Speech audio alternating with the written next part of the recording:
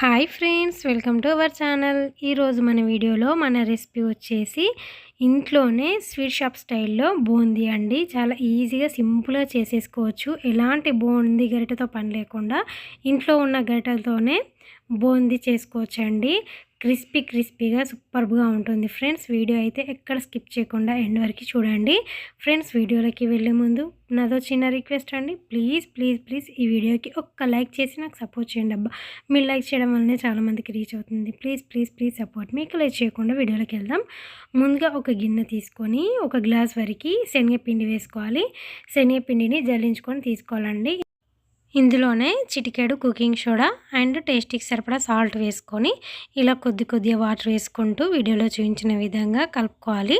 మొత్తం ఒకేసారి వాటర్ వేసుకోకూడదండి, కొద్దిగా వేసుకుంటూ ఇలా మరీ గట్టిగా కాకుండా అలాగని మరీ లూజ్గా కాకుండా వీడియోలో చూపించిన విధంగా కలుపుకుంటే మనకి క్రిస్పీ బూందీ చాలా పర్ఫెక్ట్గా రౌండ్గా మంచిగా వస్తుంది. చూడండి, ఇలా వీడియోలో చూపించిన విధంగా కలుపుకొని ఇందులోకి ఒక లోతైన గరిటెని తీసుకోవాలి. లేదంటే గుండ్రటి కటోరా ఉంటుంది కదండి, కటోరాతోనైనా కానీ తీసుకోవచ్చు. ఇప్పుడు మనం ఫ్రైకి సరిపడా ఆయిల్ తీసుకొని ఆయిల్ బాగా హీట్ చేసుకోవాలండి. ఆయిల్ హీట్ అయిందా లేదా అని కొంచెం పిండి వేస్తే ఆయిల్ మీదకి తేలాలి. అలాగైతే మనకు పర్ఫెక్ట్గా ఆయిల్ హీట్ అయినట్టు. అలా బాగా హీట్ అయ్యాక స్టవ్ హై ఫ్లేమ్లోకి తీసుకొని ఇలా జల్లి గరిటె తీసుకొని ఇందులోకి పిండి వేయాలి. మనం కొంచెం పల్చగా కలుపుకున్నాం కాబట్టి ఈజీగా ఇట్లా డ్రాప్స్ పడుతూ ఉంటాయండి. మరింత తొందరగా కావాలనుకుంటే కొంచెం ఈ విధంగా స్ప్రెడ్ చేస్తే ఈజీగా వచ్చేస్తాయి. చాలా టేస్టీగా క్రిస్పీగా సూపర్గా ఉంటాయండి. మీకు వీడియో మొత్తం చూపించాలని నేను స్కిప్ చేయట్లేదండి. మొత్తం ఇలా స్ప్రెడ్ చేసుకోవాలి పిండిని. ఈ విధంగా స్ప్రెడ్ చేసుకున్నాక గరిటెను ఇలా రివర్స్లో ఒక గిన్నె మీకి తీసుకోవాలండి. వెనుక భాగాల హోల్స్ కాడ పిండి అతుక్కున్నట్టు ఉంటుంది కదా, దాన్ని ఫింగర్స్తో క్లీన్ చేసుకోవాలి. నీట్గా చేసుకుంటే మనం ఇలా పిండి వేసుకున్నప్పుడు మనకు మంచిగా డ్రాప్స్ పడతాయండి. చూడండి, ఈ విధంగా వేసుకొని మంచిగా క్రిస్పీగా ఫ్రై అయ్యే వరకు ఇలా కలుపుతూ ఫ్రై చేసుకోవాలి.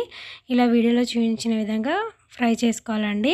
మనకి క్రిస్పీగా మరీ ఎర్రగా కాకుండా ఒకటి తీసుకొని మనం ఇలా చేతిలోకి తీసుకొని ఒకటి ఇట్లా నలిపితే మంచిగా క్రిస్పీగా అవ్వాలి. మనకి ఇంకా కొంచెం క్రిస్పీగా అవ్వాలి. చూడండి, ఇక్కడ పర్ఫెక్ట్గా కాలింది.